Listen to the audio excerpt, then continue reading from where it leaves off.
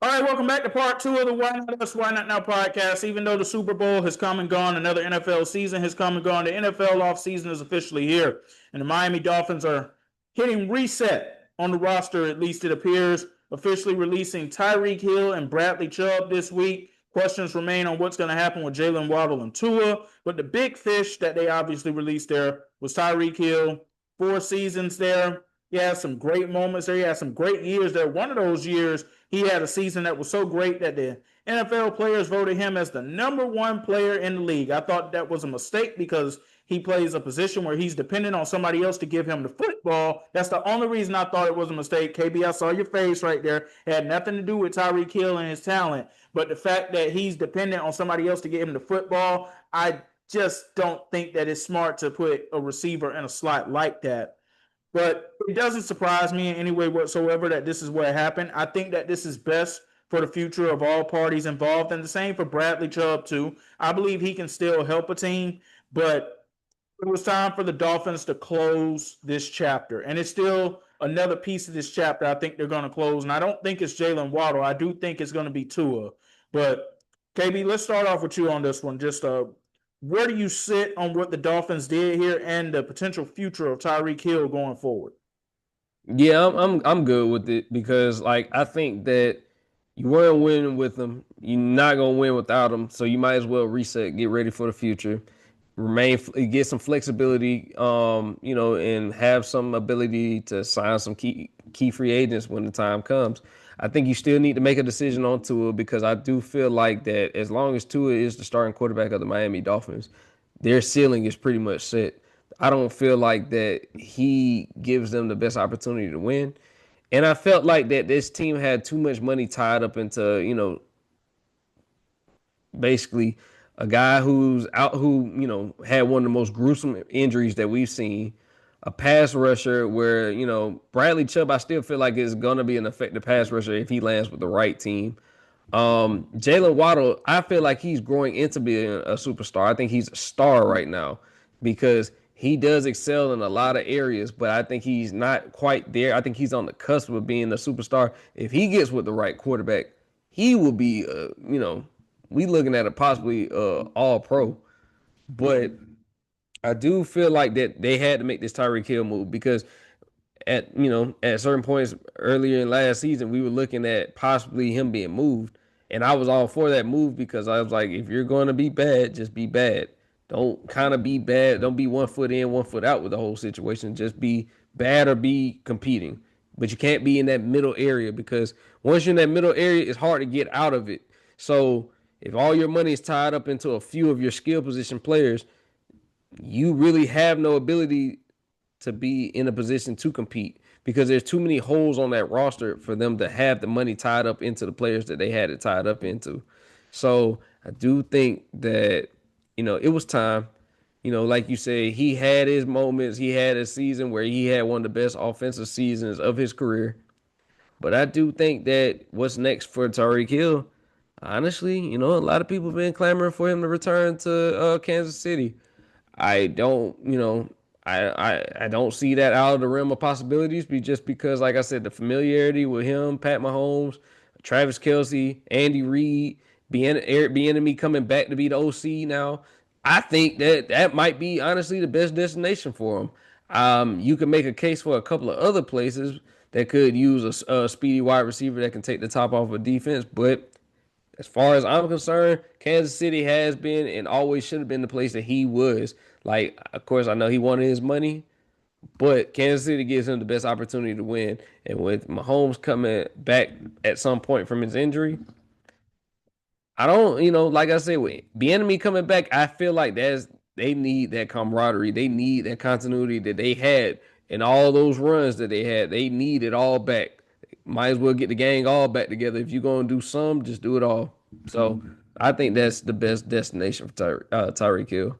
I'm only for it if they can get him for the cheap, though, KB. If they got to spend some money to get him back in there, no, that ship has sailed. I think they got the leverage now with him coming off that injury, which ain't no guarantee that he's gonna even have some of the burst that he once had. I think they have the leverage to sign him to a cheap deal because we give you the best opportunity to win. No matter what you want to say, we give you the best opportunity to win, but we are only willing to do a reunion if you are willing to play ball with us because you don't have that same leverage. I don't even think that, like, when I saw his injury live last season, I'm like, man, he is. It's a lot of guys that had that injury would never play football again, just straight up. So yes, when you're negotiating this contract with him, yeah, you don't get that. You're not getting the money that you left us for. You can go ahead and forget that. You're not getting anywhere close to that. But what we will give you, I say, bring you can bring him in on a 1 year prove it deal. If you really want to just say like, let's bring him in, you can bring him in a 1 year deal, give you some flexibility. Either it works or it doesn't work. He rehabs his injury, then we can see where he's at with the whole thing. But yeah, I don't think this that's crazy to say that they needed him on a short term deal, cheap deal, so that they can remain competitive, remain flexible. Because can you imagine if he's even a small percentage of what he was? You having a guy like him and Xavier Worthy, both speedy guys that can just fly past defenses. Man, the possibilities are endless at that point. Yeah, if they can get him for the cheap, I'm all for it. Plus, they're gonna probably need him if they can get him for the cheap, because I don't know how long Rashee Rice is going to continue to be there with all of the allegations that continue to come out about him so far in the past couple of months. Matt, where are you on this? I mean, Tyreek was once a great player. Tyreek was once a top tier player. Tyreek once had Hall of Fame potential. May still be a Hall of Fame, but I don't know. But I will say that Tyreek, Tyreek in Kansas City is tough because that wide receiver room will be an interesting bunch. You got Tyreek with all his kids and all his baby mamas and his off the field issues. You got Rashee Rice, who just announced that he's dating Ruby Rose. Nothing against Ruby Rose. Shout out to her. Shout out to her. That's all I can say. Shout out to her. Respect to her. Got, but he got all his off the field issues, and then, and I'm not blaming Xavier Worthy for his issues that he had off the field because it came out that he was just in a tough situation and he was actually the one being abused. But still, you still got Xavier Worthy dealing with some off the field issues. Those are your top three guys, and then coming off that, you got Travis Kelce, who may or may not retire. He has not announced his future plans yet. Surprisingly so. I don't know when he plans on doing that, but he has not announced his future plans yet. So he may or may not be back. So with all that being said, the only light at the end of the tunnel I can say I see is when Tyreek was with Kansas City, he was with Big Red, he was kind of locked down. He wasn't in all this mess that he is in now. Once he got to Miami, I think he got to Miami. He was too rich, he was too famous, and he was around too many beautiful women, and his eyes got too big. Go back to Kansas City. Go back and be around some women, the finest women in the finest woman in the city. Everybody knows. In Miami, it's probably a new finer woman in the city every hour. Go back to Kansas City, where everybody know everybody, where you tucked in, can't get in too much trouble, rebuild your career, and try to have a swan song on the tail end of your career and get one more championship before you decide to hang it up. But I don't really know many destinations for him. But like the running joke is on Twitter is Tyreek Hill gonna end up with the Baltimore Ravens because that's where all washed up receivers go once they're not great anymore. So we'll see if he end up going with the Ravens, or we see, like X said, he may try to negotiate his way to somebody else and get a big contract. Because I'm KB, I want you to know I'm in agreement with you. He don't have any leverage, but we just seen the Patriots give Stephon Diggs $80 million coming off of ACL. So I'm in agreement with you. You don't have any leverage. But I was surprised when he got that deal from the Patriots. So maybe one team out there that say, hey, we'll give you 20 million for 1 year and make the rest just fluff money and see what you do in this 1 year. Buffalo Bills looking for a wide receiver. The Ravens don't really got a lot of superstar talent over there. the Jets looking for somebody to come over there and play next on the opposite side of Garrett Wilson. So we'll see. But if I'm Kansas City, I'm with X on that too. We not paying you no money, so you will have to get over here and take what you can get. I'm with KB on that. We're not paying you no money. We're not paying you no money. Like KB said, you had to come over here and get what you can get with the potential of rebuilding your career and actually competing for something now. Because you left it to get your money from Miami, and we gave you that out, and we let you go. We traded you, and you got your money, and we went on to win two Super Bowls since then. What have you done other than have a lot of kids? In respect to the kids, because it's not about the kids. We love the kids, but that's all he done since then. So we'll see what Tyreek does, but I just hope he makes the best decision for his career. And I know it's hard to do this when your financial issues are in front of you. You want to just go whoever give you the most money.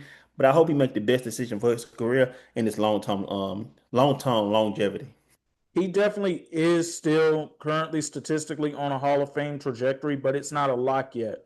So wherever he ends up, he needs to go somewhere where, yes, one, he can keep his head down and he can be focused, but it can get him into that gold jacket category for sure. Matt, you brought up the Ravens as a possibility. I don't know where to stand on that for the simple fact that I don't know where the Ravens currently stand as an organization going forward. There was a lot of noise that came out of their last season. Now John Harbaugh's no longer there, who I think honestly was probably helping keep some of the peace and harmony with Lamar in the front office. Now you got Jesse Minter in there. I don't know what the Ravens are going forward. To me, they got a question mark on them.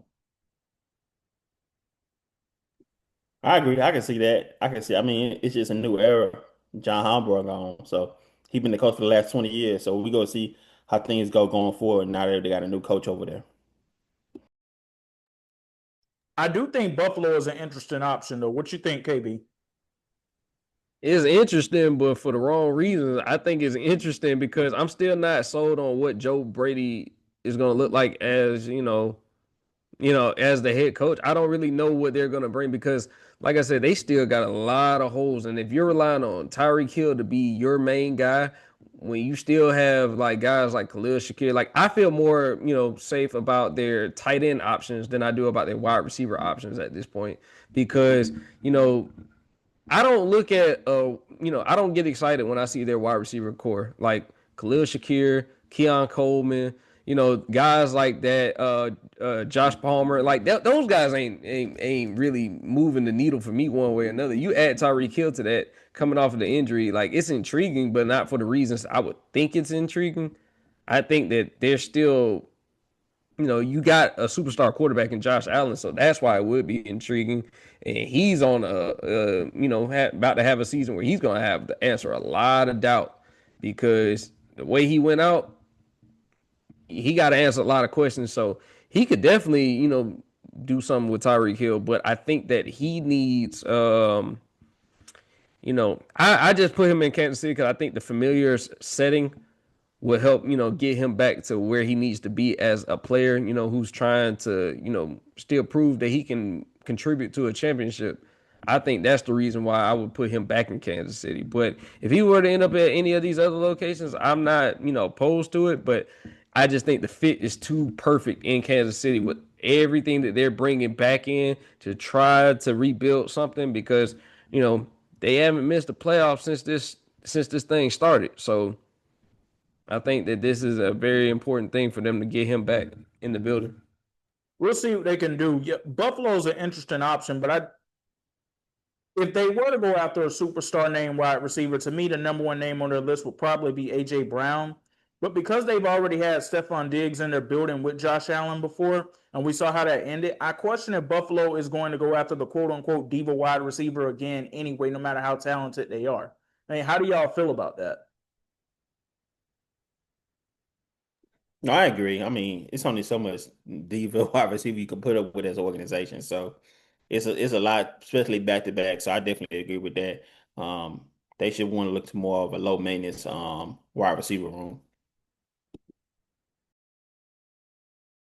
Yeah, I mean, it is a lot. Like we don't see so many of these diva wide receivers now. It's just kind of like, are you worth the headache do we feel like that you are going to put us in a better position to win? Because it's like it's one thing when you're contributing and we're winning, but it's another thing when you're a distraction and we're not winning. So I don't think that a lot of these guys, realize that it's a kind of you're kind of a lot to deal with. Like being a diva is not a tag that you necessarily want. Like you want your wide receivers to be, just put on your hard hat, let's go to work, let's get it done. But unfortunately, like that's where we're at right now. With a lot of these receivers, like they got big personalities. They want the ball, they want their money, they want it all, really. So I don't know. I think I would opt more for, like Matt said, low maintenance wide receiver. Someone that I feel like is not going to take attention away from the team. Someone that's just going to help be.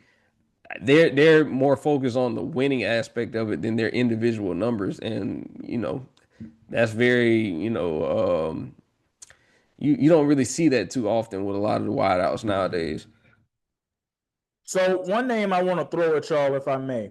He's not considered a superstar wide receiver anymore. I don't know if he ever was considered a tier one wide receiver, but he is one of the quieter guys. And with the emergence of an offense that we saw throughout the course of the season, I question if he's going to end up losing his spot there in terms of where he is on the pecking order with that team if he stays there. And that would be DJ Moore in Chicago. If he's available, do you see Buffalo potentially taking a chance on him? I know it looks like he might have lost a step, but I question, though, if there's any juice left to get out of that orange, what better way to do it than to put him with a superstar quarterback like Josh Allen? Hey man, I was finna say yes before you even finish your question because what is your like I said when you're talking about your options, you don't have the leverage to be saying like, nah, we're good on DJ Moore. Like you need someone like DJ Moore. Honestly, because if we're just talking about someone that can take, we talked about someone who could take the top off the defense. He can still do that. He might have lost a step, but he can still do that. He can still move the chains. He can run every route that you need a receiver to run for your team. And then you pair him with Josh Allen, he's going to be the de facto number one no matter what. If he comes to Buffalo, he's going to be number one. And then you got your tight ends who are also safety blankets for, Josh Allen as well. You got a great run game with James Cook. So you don't need a whole bunch. You literally could have seen a situation where Buffalo could have made, based off of what we saw with the Patriots and the Broncos. Who's to say that if the Bills don't get into the AFC Championship, that they don't beat the Patriots? And I'm just talking about from what we saw. It's not too crazy to say that, but to say that they don't have enough playmakers at the wide receiver, spot, that is very true. I can't discount the fact that I don't feel good about their wide receiver. So yes, you do need to get someone like DJ Moore in the building. Like whatever it takes, you got to do it because he would be technically a better option for me than Tyreek Hill coming off injury. No, I'm agree with KB 100% on that. Definitely can see that happening. And I just think his time in Chicago kind of just ran its course. It was good while I was there, but they got a couple young guys that's coming up that's going to step into that number one role, number two role. It's good to have DJ around for like more so like an old head as a mentor and things like that. But he may not be looking at himself like that. He still may want to go out there and prove himself. So maybe best for him to move on. And then with Buffalo, it's a lot like Habe said, beggars can't be choosers. It's a lot of help they need down there. And he'll be a perfect fit to kind of slide in there and see what they can do with DJ Moore and Josh Allen and the rest of the crew. Well, Patrick Mahomes is doing his part to try to help his team out too. Restructuring his contract earlier this week, a nearly 30 million restructuring that we saw right here. So there's now some major flexibility in place for the Chiefs. We talked about Tyreek Hill earlier, but what else do y'all believe that this could potentially mean for them and the moves that they could make? See you in 2027, Patrick Mahomes, boy. See you in 2027. That's what it tells me. We may not see the field in 2026, which is good. Let him sit out. When Brady tore his ACL, how long he sat out? He sat out for the whole season. Granted, he tore it what, week one, week two, but he sat out for the whole season. Patrick Mahomes tore his at the end of the season. He probably won't be back until what, October, November. Ah, nah, man. Let him stay home, X. Let him stay home. Let him get healed up. Let him come back when he's fully healthy, and let him get one more run back in on. But even if he does come back, he may not even be the same player that he once was.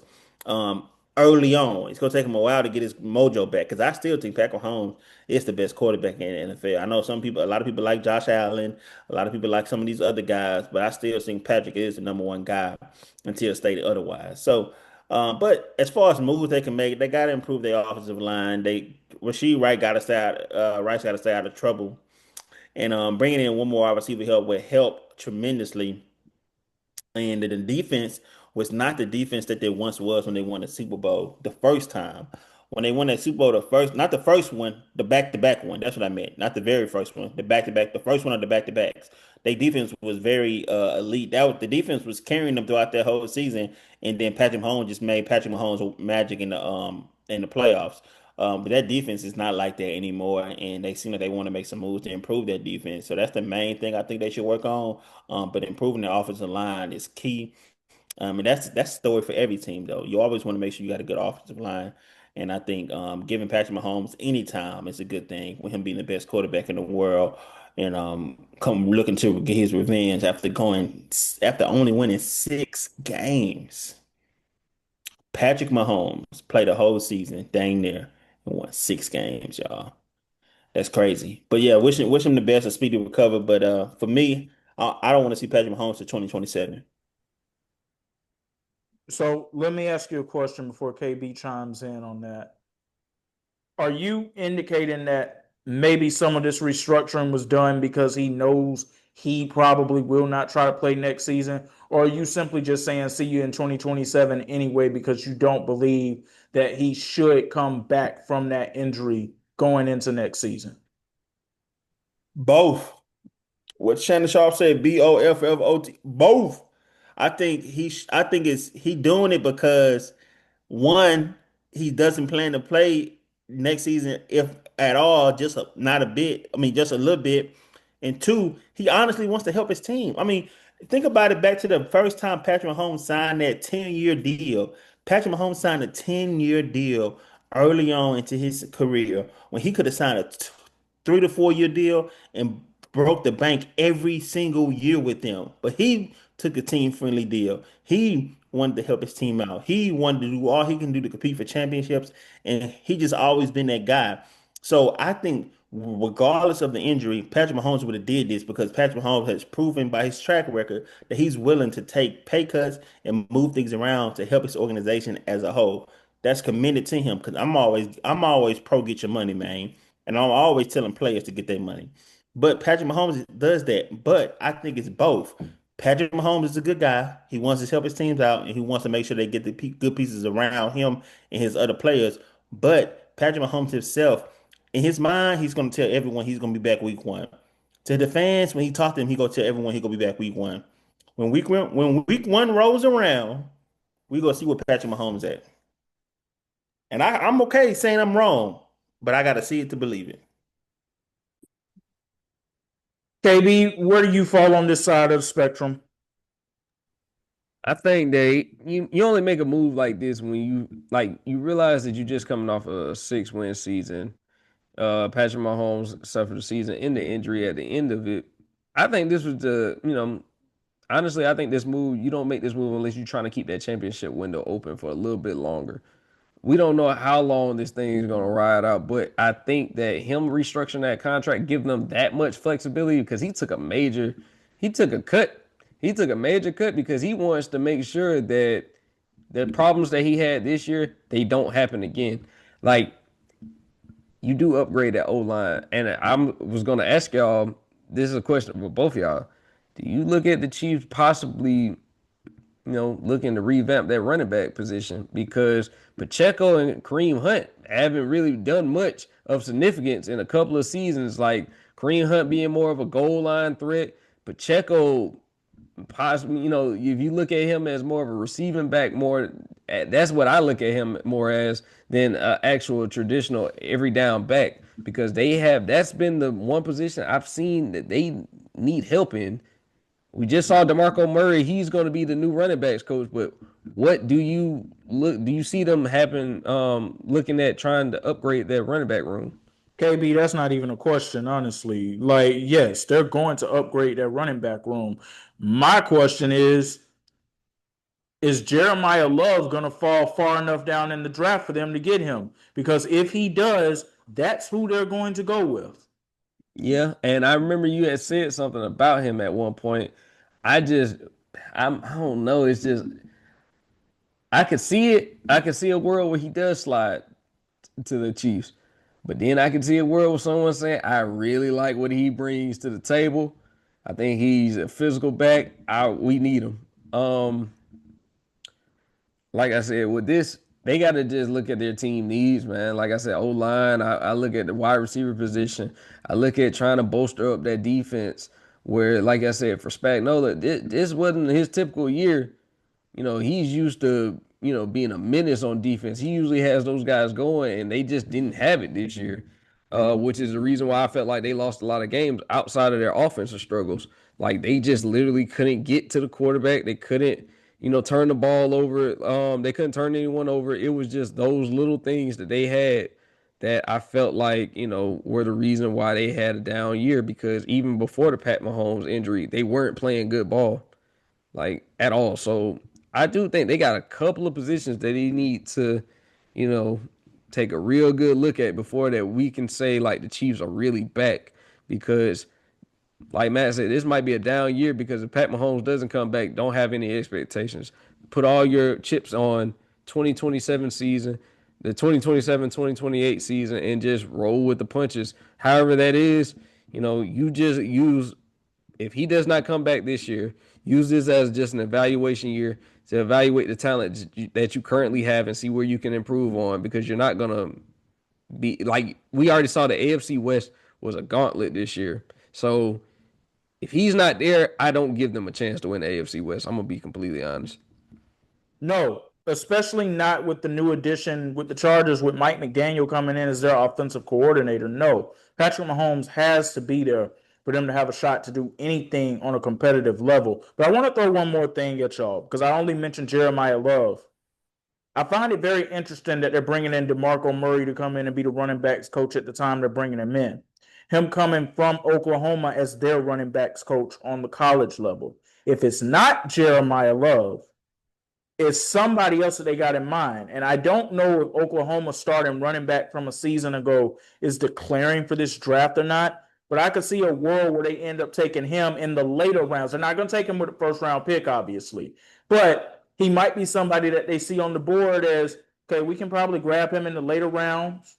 DeMarco's already worked with him, and he'll work with him some more here. And we got Eric Bieniemy, the running back guru himself, into the fold, too. They've got a plan going forward with that position. Yeah, it's a need. The elevator is in a room. He actually sitting right next to me.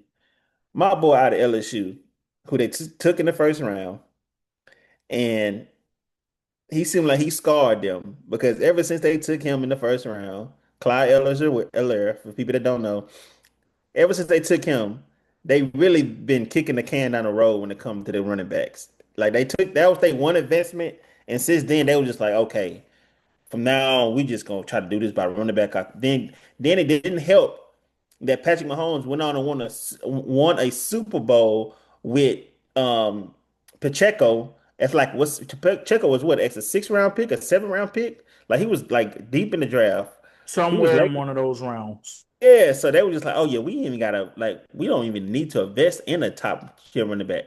But the thing is, in Patrick Mahomes' career with the Kansas City Chiefs, he has never had a 1,000 yard rusher. Get the man some help. Nick Wright mentioned this on First Things First. Shout out to Nick Wright. He said Patrick Mahomes being out is going to show people how bad the Chiefs really are. And he was saying that he projects Patrick Mahomes to be back. And I mentioned it on y'all podcast once before with me and X. He said he projects Patrick Mahomes to be back week one. But in his mind, he hopes he's not, just so the Chiefs can attack this season in the hopes of let's improve this team as if Patrick Mahomes not going to be back. Because Patrick Mahomes covers up a lot of flaws, as we know. A lot of that team was already bad before he went down, but when he went down, it was like one of the worst teams in the NFL. So in the running back position, just somebody got to take a look at and see what they do, and we'll see how things go going forward. But they got to get Patrick some help. And Patrick, if you're not healthy, stay out, brother. Just sit it out. No, I agree with that 100%. KB, anything else you want to add on that? No, I think that pretty much Jeremiah Love's got to be their target. I just was over here looking at some of the running back rankings, and it's not a deep, deep class for running backs. So if you are that confident that Jeremiah Love is the running back of the future for you, you may, if you feel that teams are going to steal him, you may have to look at trading up.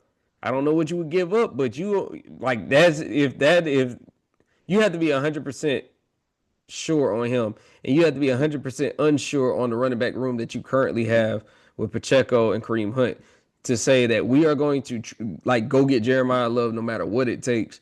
Because I'm looking at these rankings right now. I'm looking at the class of running backs that's coming out. It's not that deep of a class. It's not like we had standouts like we've had before, where you Yeah, had at least 3 to 4 running backs that we can honestly make a legit case for that teams are that they're first round talents. We're looking at yeah. a couple of second day guys. You know what I'm saying? Mhm. Jeremiah Love might be the only first day running back that I can actually make a case for other than his teammate. He may be the only one to go first round. That's Yeah, why if they don't get Jeremiah Love in the first round, they can't reach to get a running back in the first round. They just gotta wait to get one later round. KB, just want to ask for the free agent running back, the unrestricted ones. Does any of these names make you feel comfortable if the Chiefs would go out to get XU two as well? You can chime in. I know Najee Harris, Austin Eckler, Travis Etienne, Javonte Williams, Rico Dowdle, Nick Chubb, Bryce Hall, Kenneth Walker, Super Bowl MVP, J.K. Dobbin, and those are the biggest names coming out right now in I'm this not. upcoming free agency. There's any other, and maybe AJ Dillon. He been paying backup in Green Bay for so long. He may be a RB1 if he get the opportunity. I don't know. Does any of those names move you to the point where if they get one of those guys, you'll feel comfortable with Patrick Mahomes in Kansas City? The number one name for me on that list is Rico Dowdle, no doubt Dowdle, about I it. was just thinking the same thing. I said Rico Dowdle is exactly the type of home run hitter that they need. Like, but when you started that list with Najee Harris, I ain't gonna lie, I was questioning everything, brother. I was like, we could have just admitted Yeah. that from the whole conversation. I don't need to hear anything with. How y'all feel about Brees Hall though from the Jets? No, Um, I'm kind of good on it. What's the I price mean, tag? yeah, they project him to make in free agency this upcoming free agency between 4 and 5 million. That'll be up there with what Najee Harris made from the Chargers this past season. that's it. If that's all you got to pay Brees Hall per season, I would do that. I'm not Yeah. gonna lie, I was expecting that number to be crazy. Like I was like, that's all. Like I would take a Well, flyer some, on some, that. some team may pay him that much, like what you thinking, but this is just the projection, what they saying. But some team may overreach for him and be like, "Hey, we'll give you $10 million to come over here." Yeah, like y'all said, if you can get him for that price tag, yeah, definitely go get Brees because, like I said, Brees he helps you out in the pass game as well. Now, I still think that Rico Dowdle is the most intriguing name on that list that you named, but if you can get Brees Hall for a cheap price tag, yeah, I'm not opposed to that at all because I remember he was linked to the Chiefs at one point this season anyways. So it's Hmm. not crazy to say that he could suit up in the Chiefs uniform because he wants to win too. Well, Well, to give you an idea, and y'all can probably like, cause that was their projection. We can give our own projection what we think. To give an idea, the highest paid running back right now is Saquon at 20 million, and then right behind him is Chris McCaffrey at 19 million, and then you have a few more that's in the tens from Derrick Henry all the way down to Aaron Jones, and then once you get to Aaron Jones out the top 10, you go to Collin from the Cardinals. He make 9.5. You got David Montgomery. He make 9. You got Stevenson from the Patriots, he make 9. And after that, it's rookies, and then you got Joe Mixon that makes 8. Cooper, Cooper from the Cardinals, where Rico's coming from, he makes 8. So and De'Aaron Swift that makes 8. So I mean, based on that, he may be around the 10 to 8 range, based on who's willing to pay him. If we're still talking Brees Hall on that one, then absolutely yes, I believe he is. I believe he's a great player who's been in a withering franchise this entire time. There is one name out of all the names of these running backs that you listed who I don't know if he's set to be a free agent, but he's already made his declarations clear that he wants to go somewhere where he's going to have a chance to be a running back one. This ain't going to make KB too happy, but I mean, the man said it himself. Tyler Algier. Yeah, man, you're right. It don't make me too happy, but that was one of them things that if you watch the Falcons closely, in perfect harmony, we wanted what was going to be like a David Montgomery and Jahmyr Gibbs situation, and that even may be coming to an end very soon. So, we wanted something like that because I think for the longevity of a superstar running back, it helps to take the load off a guy when you could do kind of like a running back by committee type of Mm. situation where you don't have to have a guy getting 25 plus carries. Now, Bijan is that talented enough to warrant getting 25, but I think that would, you know, also hinder him a little bit just because of the fact that he's going to take a lot of hits that, necessarily he didn't have to take with Tyler Algier being in his backfield mate.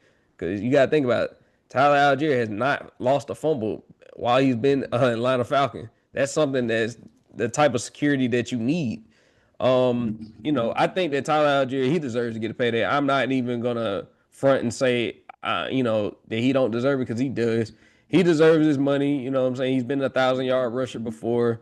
There's a couple of teams that may look at him as a cheaper option when we're looking at like just the tiers of running backs because like you got to think about it. Jeremiah Love is still the prize of the running backs when it comes to the draft class. So now you're looking at okay, we miss out on Rico, we miss out on Rico, Brees Hall, miss out on some of those top guys that are in that running back free agency class. Tyler Algier ain't a bad. It's not a bad, secondary prize. If you swing and miss on those guys, that's not a bad prize because he's consistent. He runs hard. He does everything that you would want from a running back. One. So depending on the situation he goes to, he could find himself getting a good payday. You mentioned 3 to 4 running backs right there. All three of us did in that scenario. I find it interesting that one of the names that none of us mentioned in this category was the reigning Super Bowl MVP, Kenneth Walker. Y'all don't think there's at least one team out there that's going to pay this man the bag, whether they're overpaying him or not?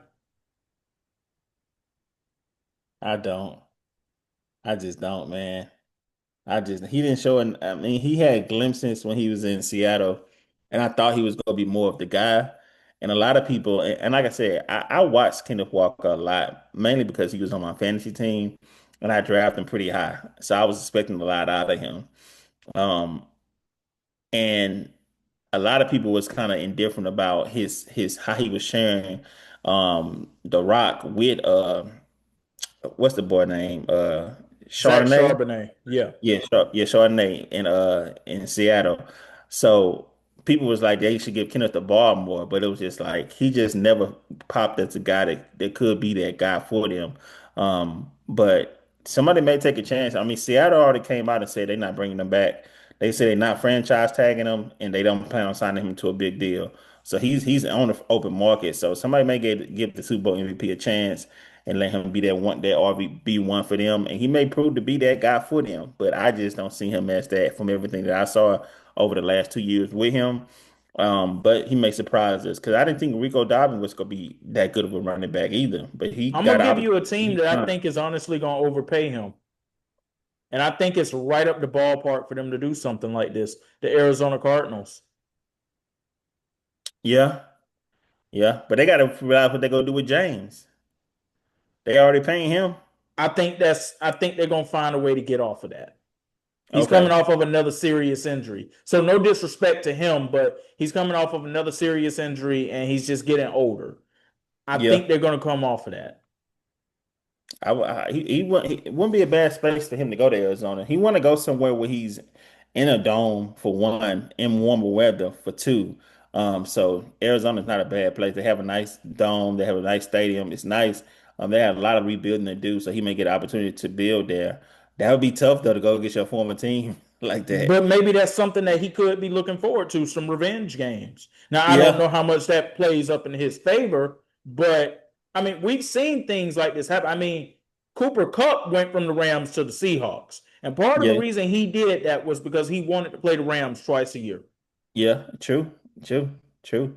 I mean, even further back, Richard Sherman went to the 49ers because he wanted to play the 49ers twice. He went to the Seahawks. I'm not the Seahawks. He went to the 49ers because he wanted to play the Seahawks twice a year.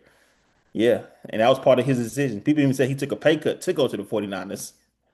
So yeah, it's definitely a factor. I think that, you can't tell me, like, especially if you don't get your money, you can't tell me that that don't go into your decision making process. Like you just said with Cooper Cup, like these guys, if you see a lot of movement that goes on in the NFL, a lot of it does happen to have like guys stay in the division all the time. Like they want to give you that smoke twice a year. They just want to. Like the only time that you don't see certain things like that is if like it wasn't no bad blood, it's just business.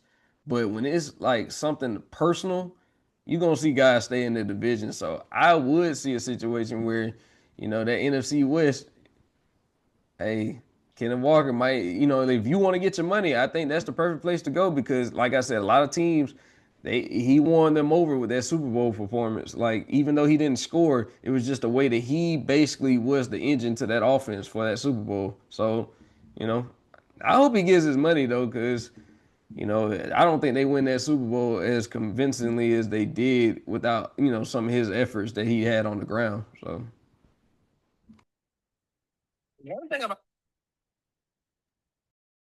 I mean, do we have any other spots we think that he could potentially end up going?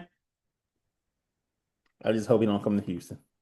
Well, I was going to throw them out as a possibility for No, you. I thought that what you were gonna say when you first started. No, he's not coming to Houston. We good. So the thing is, as long as they don't have to overpay him, which Houston's not going to do anyway. Houston's Oh more yeah, so yeah, in the yeah, yeah. market. Houston's more so in the market for a wide receiver at this point. Yeah, no, if we don't overpay, I wouldn't mind Walker. I mean, he's better than I mean, Joe just missed the whole season. Joe had a great first year with Houston. He even surprised me because I thought he was washed. So he had a great first year with us. Second year he got hurt and he didn't play none of the season. And going into the season, we did not know that. He might probably knew. He even came out and was like when people were saying that he was out for the rest of the season, he was calling it fake news. And he ended up not playing for the rest of the season. So we don't know what's happening with Joe going forward. Joe Mixon, people that's listening, Joe Mixon going forward, and we're gonna see if he's still going to be our running back. So I want my Kenneth to come over there because we our leading back this year was Nick Chubb, and he's washed. So I want my Kenneth to come over there with us if we don't overpay him because we need a running back. Because we, like I said, I don't know what's going to happen with Joe Mixon next season. KB, I mean, you think Houston is a possibility for Kenneth Walker? I mean, is there another team out there that we haven't thrown out in any way whatsoever that maybe we should think a little bit more about? Houston is definitely a possibility. I am thinking. I'm trying to think of anybody else that I feel like could I'm gonna be give you. I'm all right. I'm gonna give you one to think about. Then it's okay. probably not the most ideal situation, but they are a team that needs to get some offensive weapons around a young quarterback. Tennessee Titans. Yeah, yeah, because I could see them in a situation where they weren't. They're not too crazy on Tony Pollard, Tajay Spears. I think that they could use a jolt in that backfield because you know, you need to give Cam Ward as much help as you possibly can. I just think that they got more issues that they need to work out at that wide receiver position before they can, be taken serious because I don't think that Cam Ward has the weapons outside to really make some noise in the AFC South. But I wouldn't mind that. You know, if he were to go to Tennessee, that would be good for Cam Ward's development too, and help him out a lot. I mean, Matt, you like that in any way whatsoever, or do you think it's an overreach? Nah, I like it. It's not a bad choice. Not a bad choice at all, Kevin. But yeah, when I think about Houston, he would not be priority number one.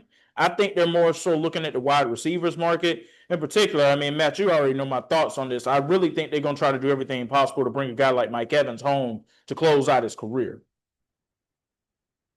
And we will take him. H-Town Mike, we'll take him. Come on, Mike. We get you to 1,000 yards. I know KB will be happy to see him leave the NFC South.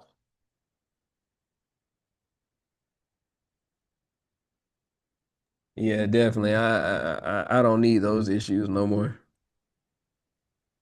And I mean, look, I know the Bucks got a lot of talented wide receivers, but that's the leader.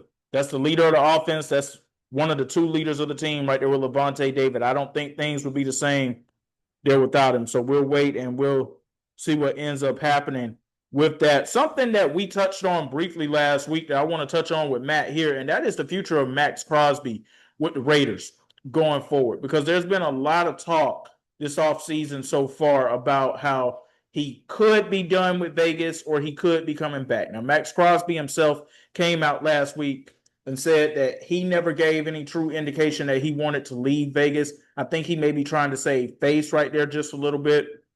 But one of the teams we threw out as a possibility, Matt, was the Chicago Bears. How do you feel about that potentially from Max Crosby? Could he go from Vegas to the Bears? It's not a bad choice, but I think Patriots would be a better choice. Getting to Chicago wouldn't be bad. I mean, all right, I'm gonna go ahead and put it out there, and I'm gonna say it first on you all's podcast, since y'all been so gracious to let me be here so many times. I honestly think not the first person to say it, the first time I'm saying it, because X been on this for a while. But I honestly think Caleb is being so overhyped. Like after seeing him for 2 seasons now, it's like I just can't buy into the hype anymore. I'm gonna say I've seen enough because I thought I seen enough at the beginning of this season, but he showed a lot of improvement as the season went on. But I just don't think next season is going to be all that great for Caleb Williams, and we'll see. So for me, and not saying Drake is the best, but for me, I would rather go to a coach that's more proven than going to Caleb Wilson and Ben Johnson. And I like Ben, and I even like Caleb as a player. I just think he's a bit overhyped. Shout out to your homegirl, X. She probably hearing this and fuming right now. So for me, I would like to see him go to the Patriots, where he get a more established coach, a more established organization, and more sense of winning. That would be me, the Patriots. For me. My question is though, is there enough money to go around in New England at this point to where you could make a trade like that and still keep most of your core pieces in place? Because they shelved out a lot of money last offseason. Oh, they spent the most money off season, so they don't have a lot of money. And on top of that, nobody people haven't talked about it. But if they was to give out MVPs for a losing team, Christian Gonzalez would have got MVP of the Super Bowl. That young man balled out. He showed up and played. He was not no slouch. He may go into next season as the highest paid cornerback once it's his turn to get paid. That young man balled out. So they gotta definitely make plans to pay him. That young man get his health together. He got to start playing more games. I want to say that. He's been injured too many times throughout the season. But other than that, that young man's a baller. But like you said, X, they may not have the money. So, I mean, I'm not saying they would do this, but would they just release Max and let him go gracefully and sign with his own team? Or would they be like, nah, we got to get something for you? I mean, we'll see. I ain't gonna lie. I just think that he carried too much trade value for me to just cut him. Like I got to get something because his talent. Because like I feel like that his value is more significant for me than it of Micah Parsons. Just because I feel like from a strictly from an edge rusher perspective, I think he's a better edge rusher for Michael than Micah Parsons, and Micah Parsons got a lot. He got a haul back for what for what the Cowboys got in return for giving for letting him go to Green Bay. So I think that if it was a situation where he had no market, maybe. But I think they got to get something out of this deal to make it worthwhile for for Las Vegas because he got too much value, and I think he's been balling out on bad teams. So his value hasn't dipped at all. I think that he just needs to be in the perfect situation now. And it's a lot of teams I could see him with. Like he has a lot of value, and I think this is more where Vegas, instead of giving him necessarily into any demands that he may have, I think they just look at what's the best deal that we get, and then we'll make that deal. Like regardless, whatever's the best deal for the organization, we'll make that. We'll see what ends up happening. I mean, because of a recent set of events, I mean, KB Falcons could be in the market for a much needed pass rusher. I mean, we'll wait and see what ends up happening with that. But if that is the case, I don't think trying to bring Max Crosby to the A is necessarily a bad move. Hey, he can do. Hey, if that's where we go, I ain't mad at it.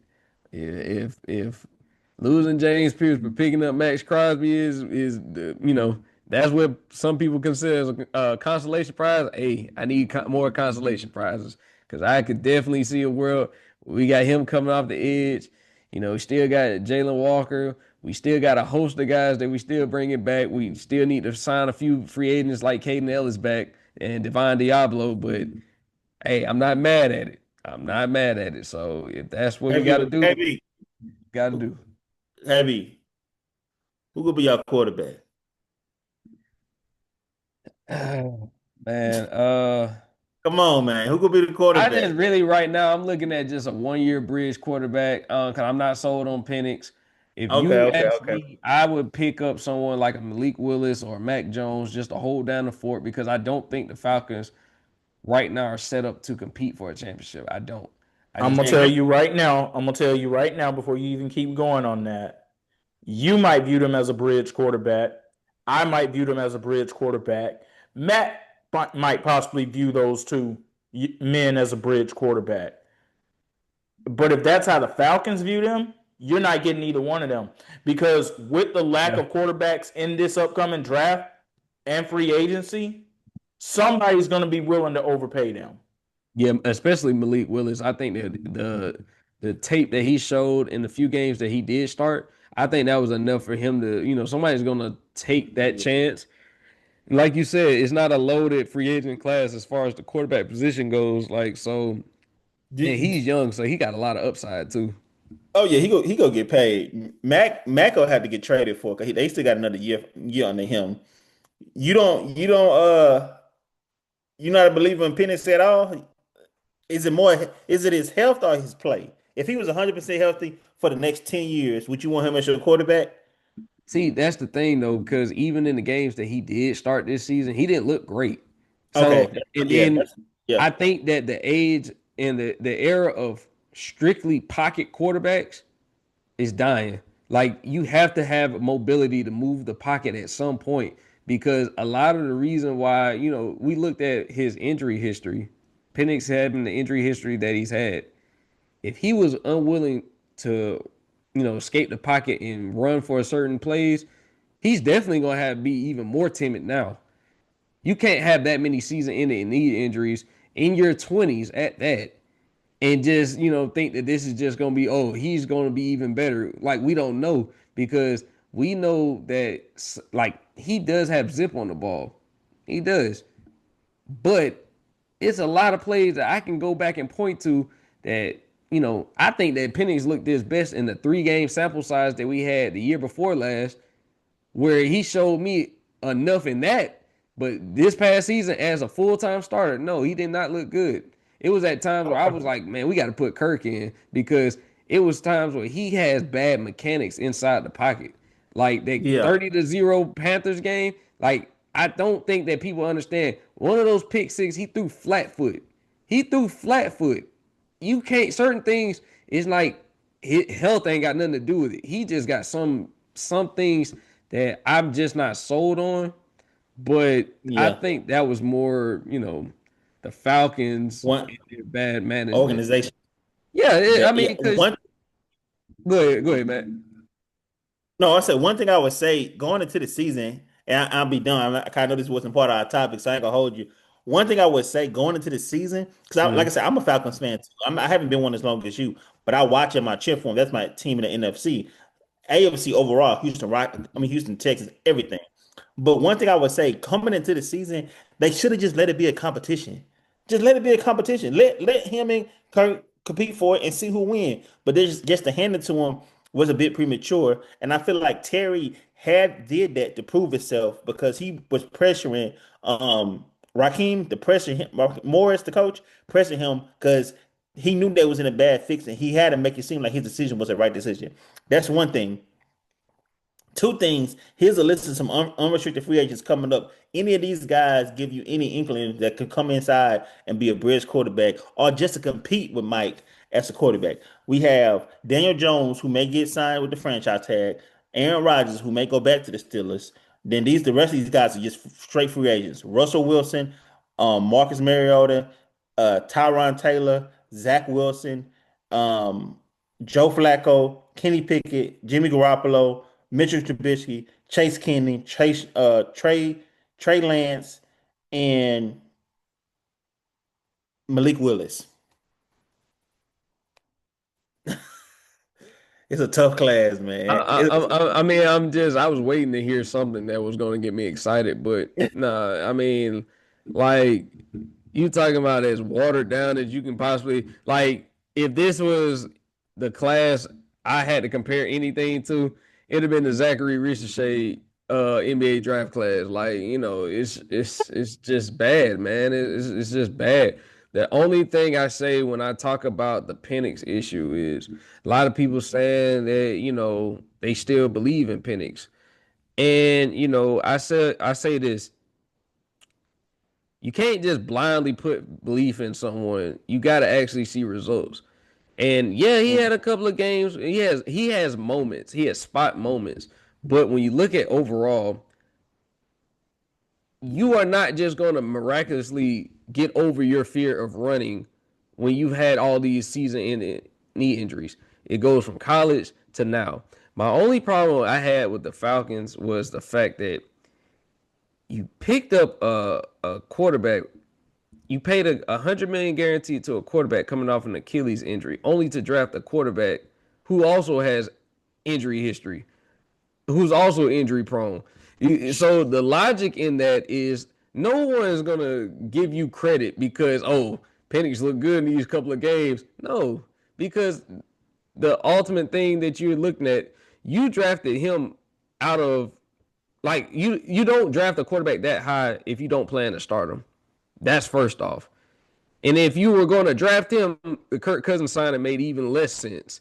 It was just always something done wrong from their standpoint. So I just didn't understand like the whole thing. So when people say you just don't like Penix, no, it has nothing to do with Penix. It's the principle around the whole thing. Penix was, if he was going to be the quarterback, you could have saved that money and allocated that money somewhere else, and we wouldn't even be in the situation that we're in. We're in the situation we're in because of the Falcons front office, not because of we just believe in Mike that much. No, you could believe in Mike, but if you believed in Mike that much to draft him in the top 10, then what was the point of Kirk Cousins signing? I don't really get it. It still didn't make sense, and I wasn't a fan of it when it happened. So yeah, I hope that they can just get a guy like a Malik Willis, which they're going to have to pay. Same thing with Mac Jones, because like X said, with it not being loaded, you don't get the luxury of just saying, oh, that's our bridge quarterback, because this may be your quarterback of the future, depending on how things go. So I'm gonna go ahead and give you a theory of how I think things ultimately could end up playing out, and you're not gonna like it, Matt. You're probably not gonna like it either. I don't necessarily like it myself. I'm just being real with y'all on what I think could happen. Kevin Stefanski now being the head coach. One of those names that Matt mentioned was Case Keenum. That is a former Kevin Stefanski quarterback in Cleveland. It's not the long-term solution, but I think it could be something that could be at play for 2026. And the reason I say that is because I don't think that Matt Ryan and this new Falcons front office regime is completely sold on Michael Penix Jr. either. They can come out and they can say all the things that they want to say in terms of, yeah, we want to build around Mike and we want to put the best possible support around Mike that we possibly can. I don't necessarily believe that. I say Case Keenum because I believe the long-term game plan could be looking at one of the upcoming quarterbacks in college for this year in the 2027 draft.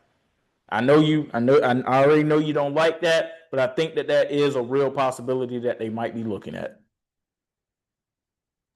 You say Chase Keenan. Don't forget about Kevin's fantasy main guy, Joe Flacco. I just don't see that happening. Yeah, and I pray I Yeah, I don't hope see that so. happen. It shouldn't happen, but Kevin has brought Joe back multiple times to be his quarterback. But I hope it don't happen. I don't think it will happen, but that's his guy. That's one I think Matt Ryan will say no to, though. Because you got to think, Matt. I don't think Matt Ryan wants a guy being his quarterback who was literally in the same draft class with him. I don't think he wants that. We said all this about the Falcons and didn't even mention that Matty Ice is back in the building. Matty Ice will get us back right, KB. Don't worry. Better days are coming. Better days. We're gonna be back in the Super Bowl before you know it. Matty Ice is back in the building. Well, this is Better why I threw days. the Case Keenum scenario out for y'all because, like, I don't think good things necessarily might be on the horizon with that in 2026. But if we're looking long term down the road, I think they're looking towards the 2027 NFL draft. Yes. Matty Ice is back in the building. We good. All right, my bad. My bad, X. My bad. I'm gonna let you go ahead and get to your quick hitters. I threw a monkey wrench with the Atlanta Falcons talk. No, it's all good. We actually don't have any quick hitters left, but we do have a last segment that we need to get to, and I'm gonna let KB take us there because it's pretty monumental what ended up happening earlier this week, and not monumental in a good way. Yeah, man, we lost a true icon, not just in the African American community, but the world lost a real icon, civil rights icon, and Jesse Jackson, who passed away at the age of 84, I believe. You know, he's been synonymous with fighting for, not just injustice around, minorities, but also just underrepresented, individuals in this country.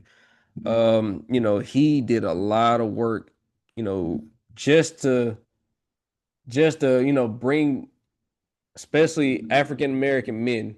He brought us to the forefront to make sure that we had a platform to be able to, express ourselves and express the injustices that we face on the daily. So I do think that the world lost the icon. You see all the tributes pouring out around the world.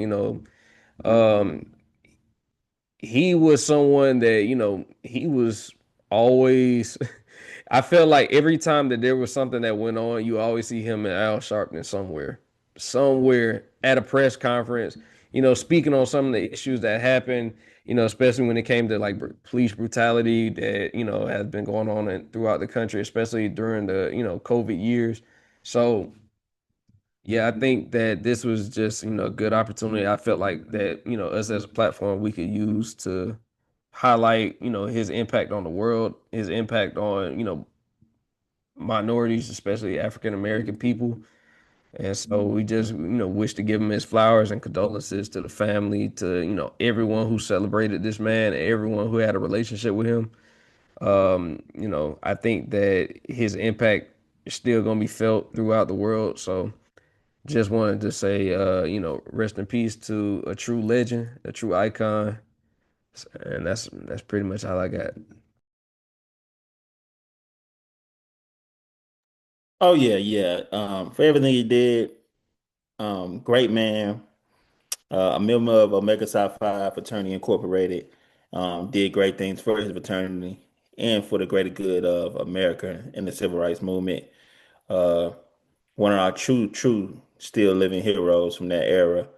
And anybody that he was able to pour into, talk to, just consider it as a blessing, considering all the people that he got to shake hands with, sit down with, talk to, be around. Like, I'm always impressed from any of our heroes that made it out the civil rights era that was pivotal parts in that era to kind of transition to 2025, 2026, and still be able to talk about some of the things that they dealt with. And one of the things that I've been kind of one of the things that rabbit holes I've been digging in lately is watching like interviews of people from older eras just to see how times was there because I know a lot of people talk about the Bad Bunny song he performed, and I know, and it's a popular song and it get people dancing, moving. But the lyrics of it was, I just want to make sure I get the love from you before you go. Make sure I get the knowledge from you before you go. Make sure I show appreciation for you and before you go.